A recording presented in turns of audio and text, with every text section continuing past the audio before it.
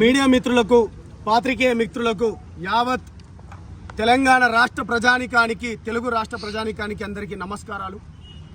ఇవాళ తెలంగాణ రాష్ట్రంలో అన్నదమ్ముల లెక్క కలిసి ఉన్న గిరిజన జాతుల మధ్యలో కావాలని రాజకీయ పబ్బం గురించి తమ రాజకీయ భవిష్యత్తు గురించి ఇవాళ అన్నదమ్ముల లెక్కున్న గిరిజన లంబాడీల మధ్యలో కోయ గోండుల మధ్యలో చెంచుల మధ్యలో గొడవ పెట్టే ఒక దుస్సాహసం చేస్తున్నారు।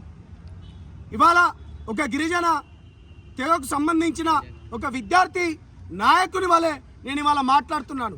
ఇవాళ దోచుకుంటున్నారు అని కొంతమంది నాయకులు ఇవాళ అంటున్నారు।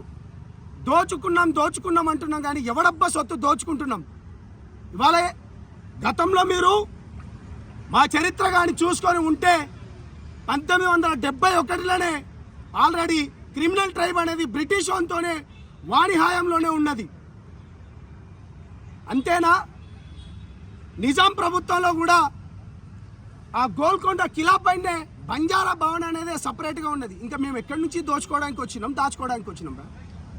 ఈ జాతి పుత్రులం మేము, ఈ భూమి పుత్రులం మేము, ఈ అడవిని దున్నినోళ్ళం, ఇక్కడ పంటలు పండించినోళ్ళం, ఈ దేశానికి ఈ రాష్ట్రానికి ఈ ప్రజలకు అన్నం పెట్టినోళ్ళం, కష్టపడుకుంటా బాబాసాహెబ్ అంబేద్కర్ గారు ఇచ్చిన రిజర్వేషన్ ఫలాలను అందిపుచ్చుకొని మేము కొట్లాడి ఈ జాతులలో ఇవాళ ఇంతింతై దీన్ని అందిపుచ్చుకుంటే మా పైన ఇంత కుట్ర చేస్తున్నారా మీ రాజకీయ పబ్బం గురించి?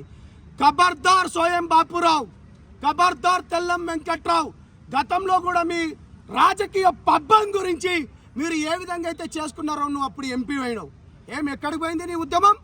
మళ్ళా ఎందుకు గిరిజనుల మధ్యలో మిగతా నాయకుడు చెంచులను మరి మీరు ఎందుకు డెవలప్మెంట్ చేస్తలేరు? తీద్దామా? ఎవరి జనాభా ఎంత వాటా ఉందో తీద్దామా?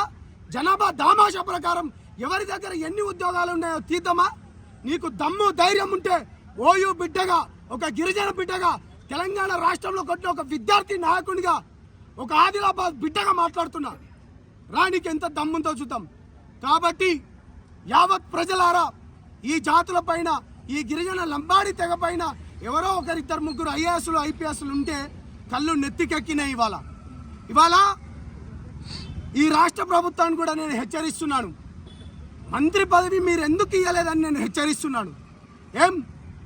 మెజారిటీ ఆఫ్ ద పీపుల్ ఉన్న లంబాడ బిడ్డలకు మీరు ఇప్పటివరకు ఇయ్యరా? ఎవరి మధ్యలో చిచ్చు పెట్టడానికి అని మీరు చూస్తున్నారు?